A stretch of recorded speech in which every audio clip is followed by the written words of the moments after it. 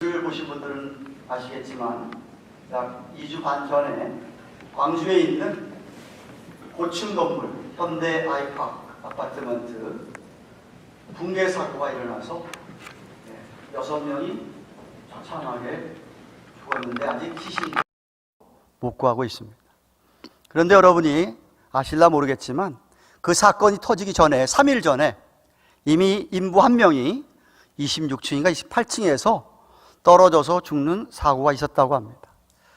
그리고 외국인 근로자들이 많이 일을 했는데 그들이 우리 사람들에게 큰일이라고 이거 무너진다라고 얘기를 했는데 듣지를 않았다고 합니다. 그래서 그런 엄청난 사고가 났던 거예요. 제가 미국 와서 한 27, 28 years, 한 7세, 8세쯤 됐을 때에 중고차를 타고 다니고 있었는데 우리 아내가 이제 리치몬드에서 공부하고 있으니까 한번 만나러 갔다가 제가 그때는 이제 유학생 돈도 없으니까 오일 체인지를 제가 직접 했어요. 믿거나 말거나. 툴을 사가지고. 그래서 이제 리치몬드에서 이제 차를 좀 이렇게 받쳐놓고 올려놓고 오일 체인지를 했어요. 난 2번 했는데 이제 왔다 갔다 하면서 근데 2번째 할 때에 분명히 오일 체인지를 했는데 리치몬드에서 올라오는데 그 대시보드에서 엔진에 불이 들어오는 거예요. 이상하다. 오일 체인지인데 불이 들어오지? 이 차가 하도 오래됐으니까 그런가 보다 생각하고 그냥 막 달려왔어. 가다가 뒤에서 막 하얀 연기가 나더니 차가 이상해. 할 수 없어서 서비스 스테이션에 딱 들어갔어요. 자, 밑을 딱 쳐다보니까 제가 그 오일 체인지하고 분명히 나사 제대로 했는데 그게 없어져가지고 오일이 다 빠져버린 거예요. 세상에. 결국은 엔진을 말아먹었습니다. 제가 왜 이 얘기하는 줄 아세요? 우리가 차를 타고 다니다가 대시보드에 무슨 불이 들어오면 이 경고 이 사인인 줄 알고 차를 스탑 시켜가지고 뭔가 대책을 세워야 되잖아요. 그죠? 근데 이 바보 같은 사람, 어리석은 사람, 노란 경고등 사인이 들어왔는데도 불구하고 그냥 지나가면 큰 코를 다칩니다. 더 큰 대가를 치러야 하는 것이죠.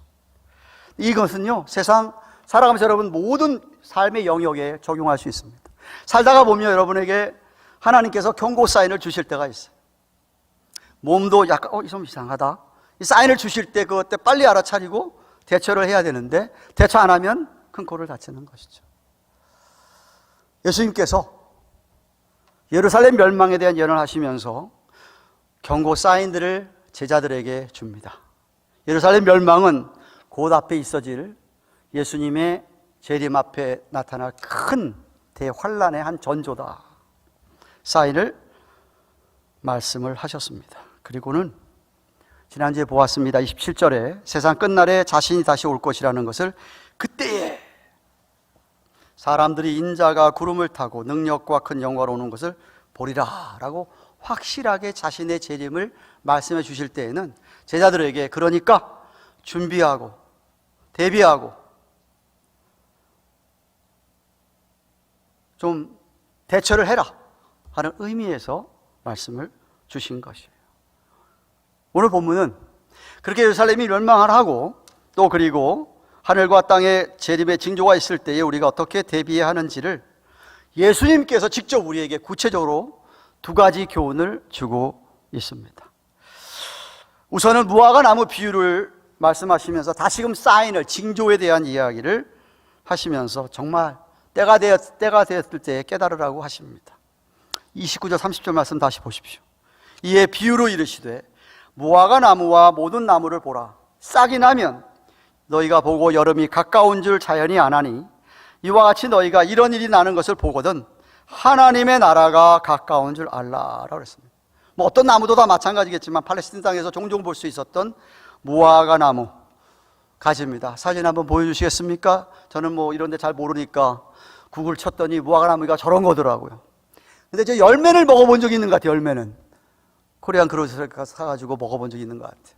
저 무화과 나무인데 팔레스타인에 많이 있는데 예수님께서 사복음서에서 저 무화과나무 이야기를 장종종 하셨습니다.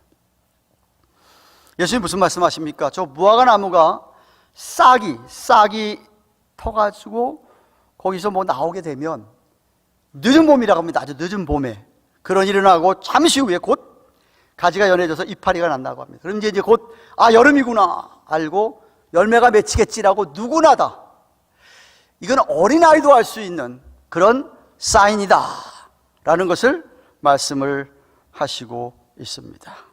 무슨 말이에요? 재림의 징조가 보이면, 이런 사인 좀 보이면 이제 때가 됐구나 라고들 생각을 하고, 그리고 준비하라는 말씀이지요.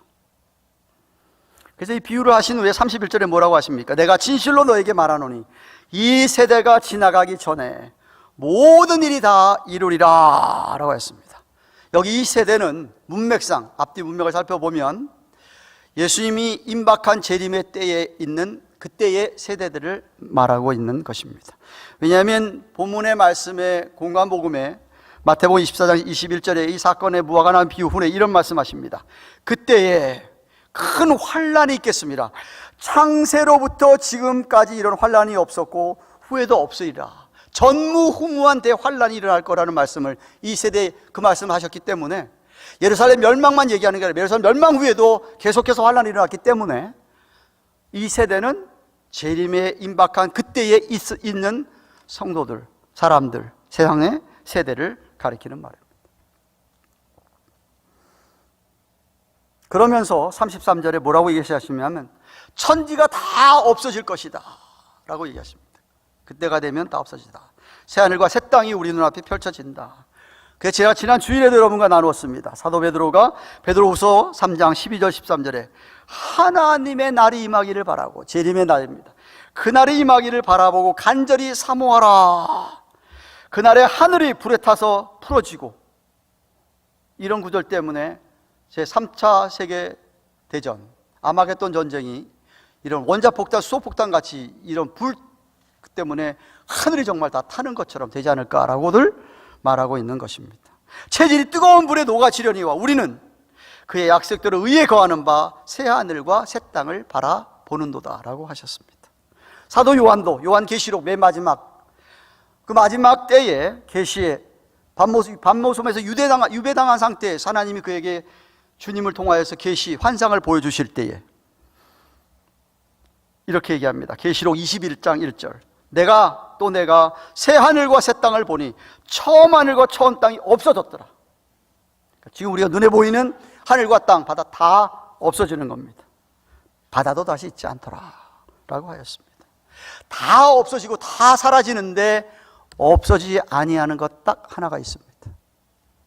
하나님의 말씀이라고 35절 하반절에 얘기합니다. 하나님의 말씀은 없어지지 않냐고 영원히 영원할 것이다. 한 번에 예수님께서 바리새인들에게 이런 말씀하셨습니다. 누가복음 16장 17절에 그러나 율법의 한 획이 떨어짐보다, 율법의 말씀에 카마 하나라도, 한 획 받침 하나라도 떨어짐보다 천지의 없어짐이 쉬울 것이다. 천지가 없어지는 게 훨씬 쉽지 하나님 말씀이 없어지는 것, 이거는 있을 수가 없는 일이라 라고 하셨고, 요한복음 10장 35절에서 예수님은 성경 말씀은 폐할 수 없다, 폐하지 못한다고 하였습니다.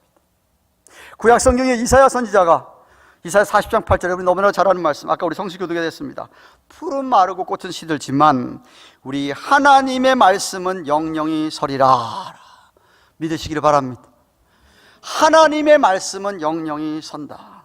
성경 말씀은 이대로 그대로 다 이루어지고, 아니 이미 이루어졌고 앞으로도 이루어질 말씀들이 앞으로 이루어질 것이고, 그렇기 때문에 이 말씀은 나중에 천국 가서도, 우리가 천국 가서도 은혜를 어떻게 받느냐, 이 말씀을 예수님께서 전해주시고 풀어주시면서 이 말씀을 통해서 우리가 천국에서도 은혜를 받게 될 것이다. 그래서 우리는 이 세상의 그 무엇보다도 하나님의 말씀을 신뢰할 수 있고, 그리고 이 말씀을 우리가 생활의 최고의 권위로 놓고 이 말씀에 뭐라고 하든지 우리는 복종하고 살아야 합니다.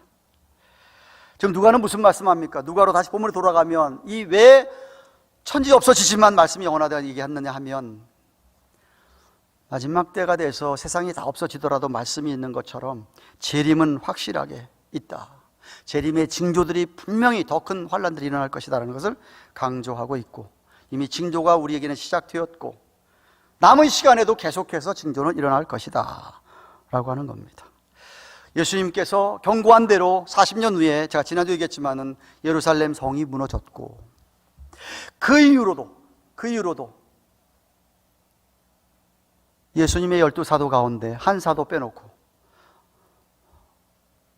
성경학자들은 약 44년, 45년에 죽었다고 여겨지는 야고보 감독 외에는 다 같이 예루살렘 성이 멸망하는 걸 다 눈으로 똑똑히 보았습니다.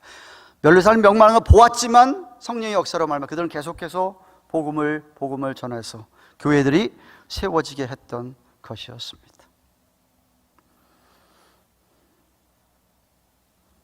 예루살렘 멸망은 뭐냐? 온 세상이 망하는 심판의 날에 대한 하나의 프리뷰, 예고편. 영화를 메인 영화를 보기 전에 잠깐 보여주는 예고편과도 같다는 것이죠. 저의 교수였던 달라 신학대학 유명한 신학 성경학자인 데럴 박은 그의 본문 주석에서 누가가 강조하는 게 뭐냐? 예루살렘의 멸망에서 종말이 어떠한지에 대한 예고편을 보여주는 것이다. 물론 종말에서는 그 멸망의 강도가 훨씬 더 강렬할 것이다. 예루살렘 멸망이 아직 끝이 아니라는 것을 분명히 하기를 원한다. 그럼에도 불구하고 두 멸망은 서로 연관되고 앞의 것이 궁극적인 멸망이 어떻게 될 것인지를 묘사한다. 둘 다 하나님의 계획 가운데 다 종말론적인 사건이고, 예루살렘 멸망은 종말에 대한 그 멸망에 대한 계약 혹은 보증이라고 말하고 있습니다. 그렇기 때문에 예수님께서 하시는 말씀이 뭐냐? 재림을 확실하게 준비해라. 34절 말씀입니다. 오늘 저와 여러분이 33절, 34절과 36절 말씀을 붙들고 가셔야 됩니다. 너희는 스스로 조심하라. 그렇지 않으면 방탕함과 술 취함과 생활의 염려로 마음이 둔하여지고 그 뜻밖의 그 날이 덫과 같이 너에게 임하리라 하고 했습니다. 무엇보다 스스로 조심하라고 합니다. 한번 따라 하십시다. 스스로 조심하라. 스스로 조심해라. 조심하지 않고 만약에 방탕하게 살거나 술 취하거나 어떻게 살까 내일 염려로 산다고 한다면 이미 마음이 둔해져 가지고 준비가 되지 않은 거기 때문에 큰일이 난다. 경고 사인을 받았음에도 대처를 안 하기 때문에 큰일이 난다. 안이하게 살지 말라는 겁니다. 그렇죠? 그런데 문제는 이놈 이단들이 정말 이런 사건들을 너무나 극단적으로 몰고 가서 두 극단의 모습을 그들은 우리에게 얘기합니다. 야, 이제 곧 오니까 아무것도 할 필요 없다. 직장도 사업체도 가정도 다 때려쳐라. 그리고 곧 오시니까 우리는 기도원 같은 데 들어가서 그죠? 말씀 보고 기도 보고 성경 읽고 그리고 찬송하자. 이런 식으로 몰고 갑니다. 옛날에 유명한 다미 선교회 같은 이단들이 그랬습니다. 오늘날도 미국에서도 곳곳에 그런 이단들이 있습니다. 아니면은 또 다른 극단은 뭐죠? 이제 곧 주님이 재림하시면 다 심판받고 없어질 거니까 마음대로 살자. 어차피 우리는 예수 믿어서 다 구원받는 건데 뭐 그렇게 살 필요가 있느냐. 그냥 확실히 구원은 있으니까 마음대로 즐길 거 다 즐기고 살자 하는 식으로 삽니다. 마음이 둔해진 것이죠. 근데 그러다가는 재림의 날이 어떻게 임한다? 덫과 같이 임한다. 덫이 뭐죠? 덫. 올무잖아요, 올무. 새나 짐승 잡을 때 놓는 덫 있잖아요. 쥐 잡을 때 놓는 덫 있잖아요. 준비 없이 지나가다가 탁 덫에 물리게 된다. 꼼짝 못하고 당하며 슬퍼하게 된다. 그래서 예수님께 뭐라고 하세요? 스스로 조심해라. 스스로 조심하란 말은 제가 지난주에 말씀드린 것처럼 정말 조심하면서 더욱 경건하게, 더욱 거룩하게 살라 하는 말씀이십니다. 현재 주어진 일에도 열심히 충성하는 것입니다. 하나님의 나라의 일, 교회의 일뿐만 아니라 세상에서 하나님께서 우리에게 주어진 일조차도 우리는 주님께 하듯이 충성해야 한다는 것입니다. 만약 그렇지 않으면 시험에 빠질 수가 있다. 우리가 시험에 빠져 있는데 올매 딱 걸렸을 때 오면 어떡하십니까? 시험에 빠지지 않게 항상 기도하며 깨어있으라는 말씀을 이제 그 다음에 35절, 36절에 하라는 겁니다. 35절, 36절. 이날을 온 지구상에 관한 모든 사람에게 이 말이라. 그러므로 이러므로 너희는 장차 올 이 모든 일을 등에 피하고 인자 앞에, 주님 앞에 서도록 항상 기도하며 깨어있으라. 이 세상에 있는 모든 사람들, 전에 있었던 모든 사람들, 누구나 예외 없이 심판, 예수님의 재림을 피할 수가 없습니다.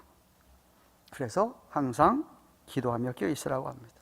마태는 두 가지의 비유로 이 진리를 교훈합니다. 마태복음 24장 37절 43절. 노아의 때와 같이 인자의 임함도 그러하리라.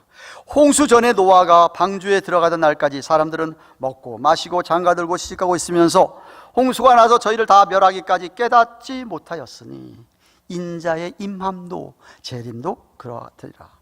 그때 두 사람이 밭에 있는데 하나는 데려감을 당하는 버려둠을 당할 것이고 두 여자가 매를 갈고 있는데 하나는 데려감을 당하는 버려둠을 당할 것이니라. 그러므로 깨어 있으라. 어느 날에 너희 주가 임할는지 너희가 알지 못함이니라 하고 했습니다. 노아 때의 어리석은 사람들은 노아하는 말을 우습게 여겼죠. 무슨 비홍수가 나느냐.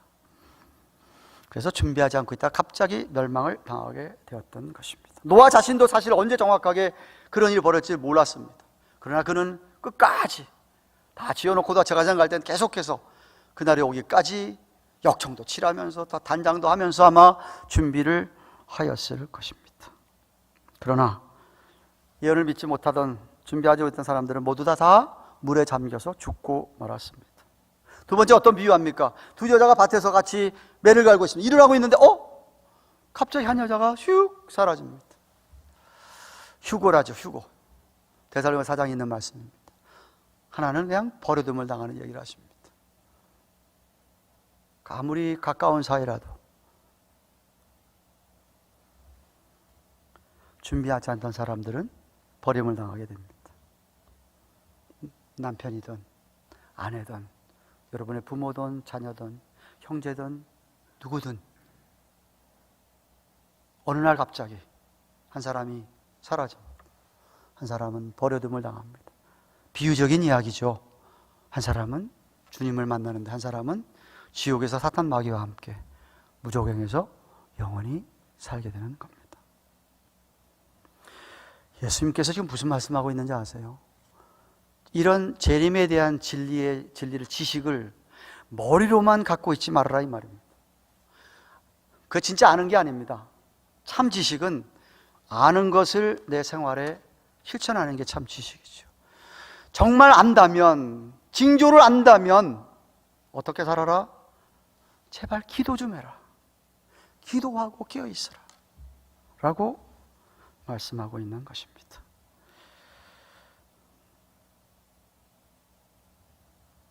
그래서 실제로 예수님 재림하실 때에는 그렇게 기도로 깨어서 믿음을 지키면서 복음의 증인으로 살았던 신실한 자들은 반갑게 주님을 맞이하겠지만 그지 못한 자들은 저와 여러분의 상상을 초월한, 여러분이 잘 몰라서 그렇죠. 그때 가서 여러분이 정말 놀라게 됩니다.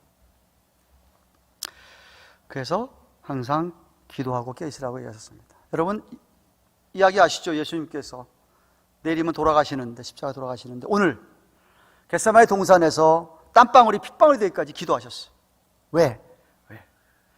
내일 당할 십자가의 고통을 아셨기 때문에 그거 잘 감당하기 위해서 그때 자기만 올라가서 기도한 게 아니라, 계속 올라간 게 아니라 사랑한 제자 셋을 데리고 왔죠.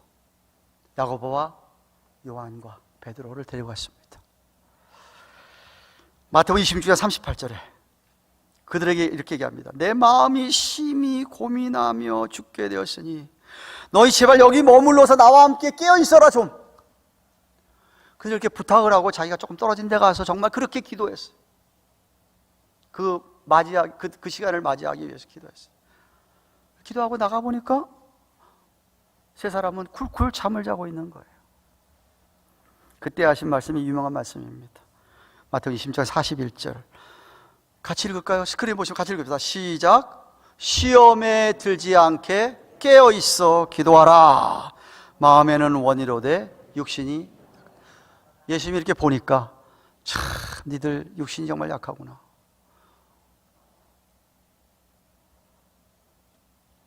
시험에 들지 않게 깨어 있어. 그런데 결국 그들은 어떻게 됐죠? 시험에 들었습니다. 예수님을 부인하고 배신하고 다 도망가 버렸습니다. 왜 그랬을까?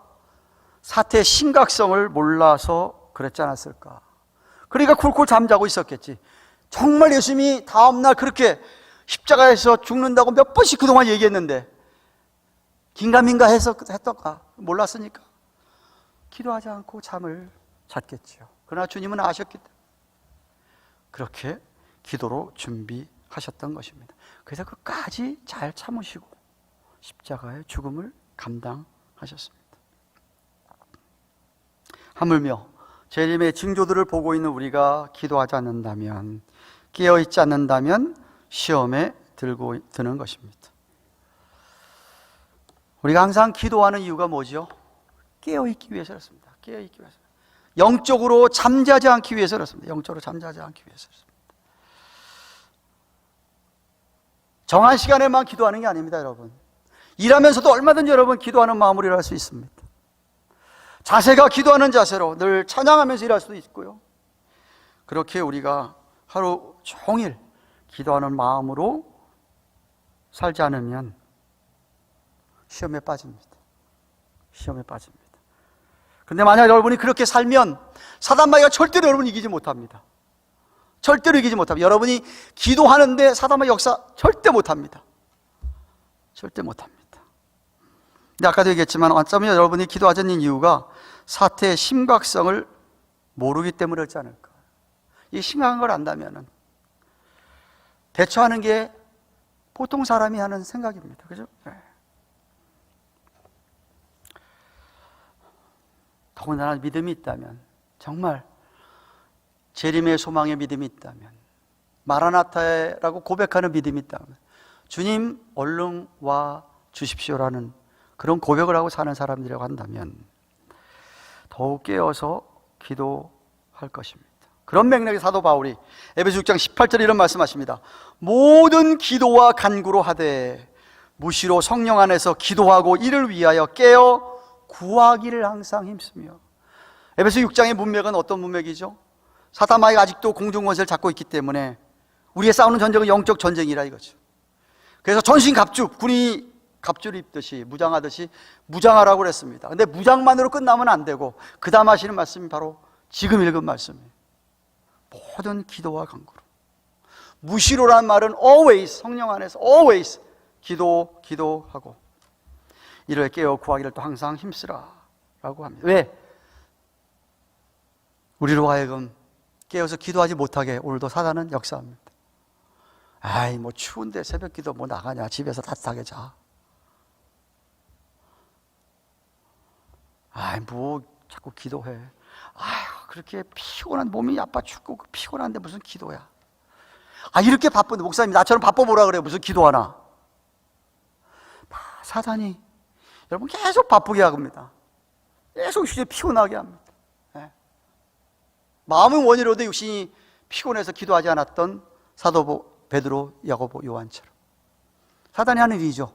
기도 못하게 하는 겁니다. 기도 안 하면 시험에 빠지는 것입니다.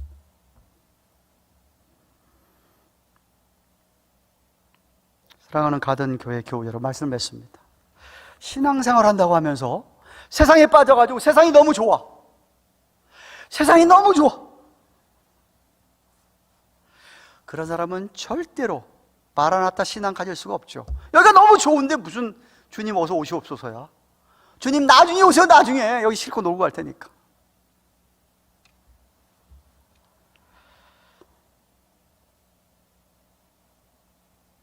조심하지 않습니다. 그런 사람은 항상 기도하며 깨어 있을 수가 없죠. 근데 여러분 계속해서 주님 우리에게 옐로우 워닝 사인을 보내주십니다. 반짝반짝.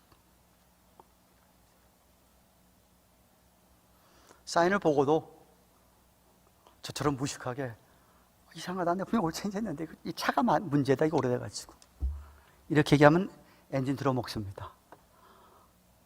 그때 당시 돈으로 4,000불 뜯어 먹었어요.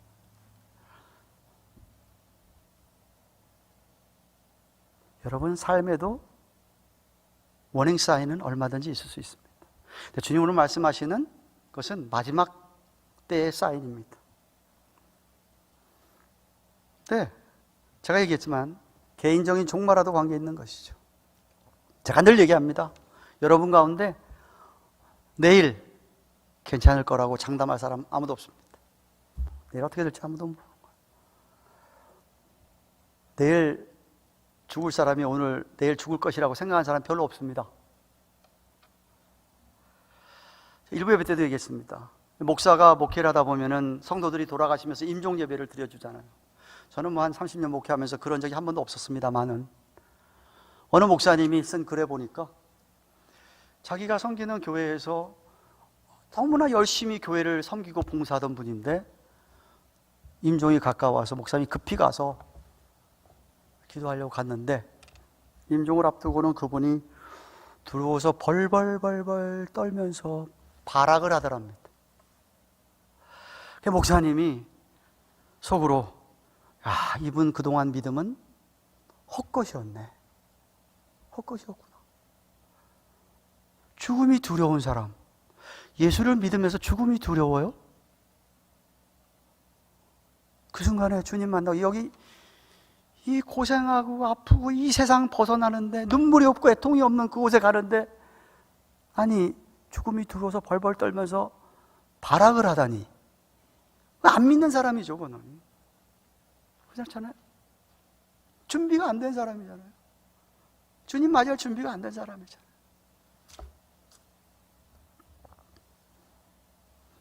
안심하지 마십시오. 깨어 있어야만 합니다. 깨어 있는 사람만이 하나님의 나라를 경험합니다. 여러분, 만약에 기독교 세계관, 크리스천 월드뷰를 갖고 있다면, 이게 무슨 말, 쉽게 얘기하면 세상 모든 돌아가는 일을 하나님의 말씀에 비추어서 볼 수 있는 사람이라고 한다면, 그런 퍼스펙티브, 관점을 갖고 있는 사람이라고 한다면, 늘 spiritually sensitive 합니다. 성령님에게 민감하고 보는 일들마다 성경 말씀에 비추어서 해석합니다. 준비합니다. 그런 사람은 방탕하게 할 수가 없습니다. 술 취할 수가 없습니다. 세상을 내일 어떻게 살까 염려할 수가 없습니다. 이 영원히 변치 않는 하나님 말씀을 온전히 신뢰하기 때문에, 그동안도 그랬지만 예수님의 초림도 예언하신 지 1500년 전에 예수님이 그때 오실 거라고 예언한 것이 1500년 후에 이루어졌듯이, 2000년 전에 예언하신 이 말씀이 이제 곧 그렇게 될 거라고 하는 것을 확신하고 신뢰하기 때문에 준비하고 삽니다. 오늘을 준비합니다. 혹시 영적으로 잠자고 계신 분들 계십니까? 각성이 좀 필요한 분 계십니까?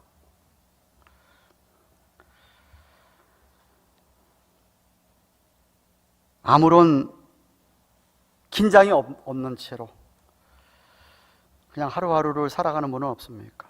왜 그럴까 하는 이유를 좀 생각해 보십시오. 그냥 그렇게 살다가 큰 코 다칩니다. 영적으로 잠자다가 주님 오시면 어떡할 거예요? 육적으로 저는 그렇게 기도하고 있습니다만, 육신적으로 잠자다가 주님 데려가시는 것만큼 복이 없다고 생각합니다. 고통도 없이. 물론 갑자기 그렇게 되면 가족들에게 유언도 못하고 제대로 빠이빠이 못하기 때문에 안타깝겠지만, 그래서 미리미리 해놔야 됩니다. 미리 빠이빠이하고 미리 얘기합니다. 그러나 오늘 딱 자다가 일어나 보니까 천국이야. 그만한 복이 어디 있겠습니까? 그런데 그 육적인 잠이 아니라 영적으로 쿨쿨 자다가 주님 만나면 어떡하시려고 그러십니까?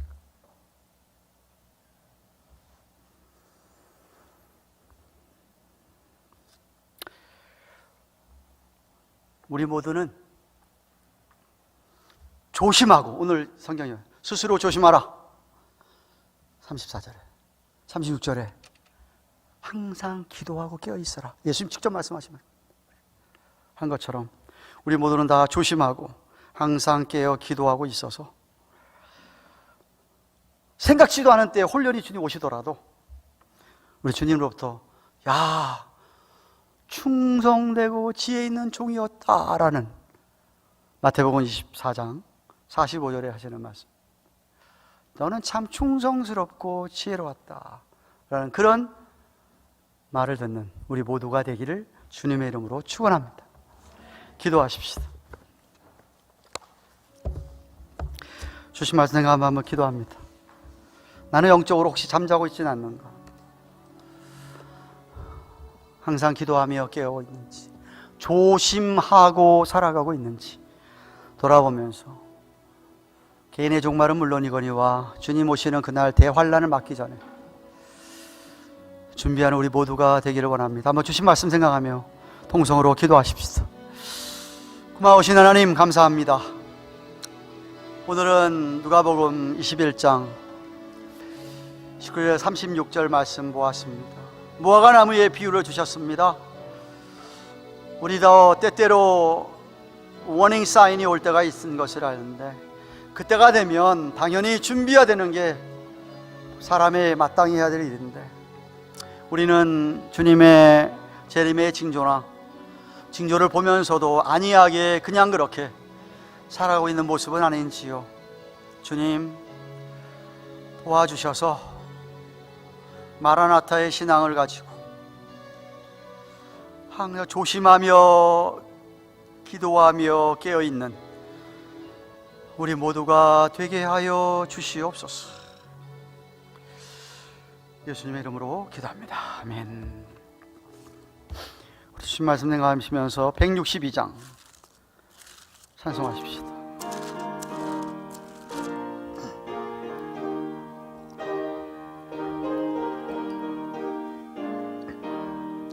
신랑 되신 예수께서 다시 오실 때 밝은 등불 들고 나갈 준비 됐느냐? 그날 밤에 주님 맞을 등불이 준비됐느냐? 예비하라. 우리 신랑 예수 오실 때 밝은 등불 손에 들고 기쁨으로 주를 맞겠네. 주를 나와 맞으라는 소리 들릴 때 기뻐하며 주를 맞이할 수 있느냐? 그날 밤에 주님 맞을 등불이 준비됐느냐? 예비하라.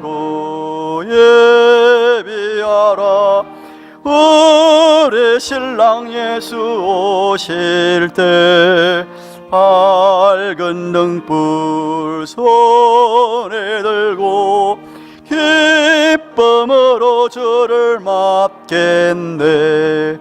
항상 깨어 기도하며 거룩한 이름 준비하지 않고 주를 맞지 못하리. 그날 밤에 주님 맞을 등불이 준비됐느냐? 예비하라. 우리 신랑 예수 오실 때 밝은 등불 손에 들고 기쁨으로 주를 맞겠네. 그날 밤에 영화로운 혼인 자리에 기뻐하며 할렐루야 찬송 부르리. 그날 밤에 주님 맞을 등불이 준비됐느냐? 예비하고 예비하라. 우리 신랑 예수 오실 때 밝은 등불 손에 들고 기쁨으로 주를 맞겠네.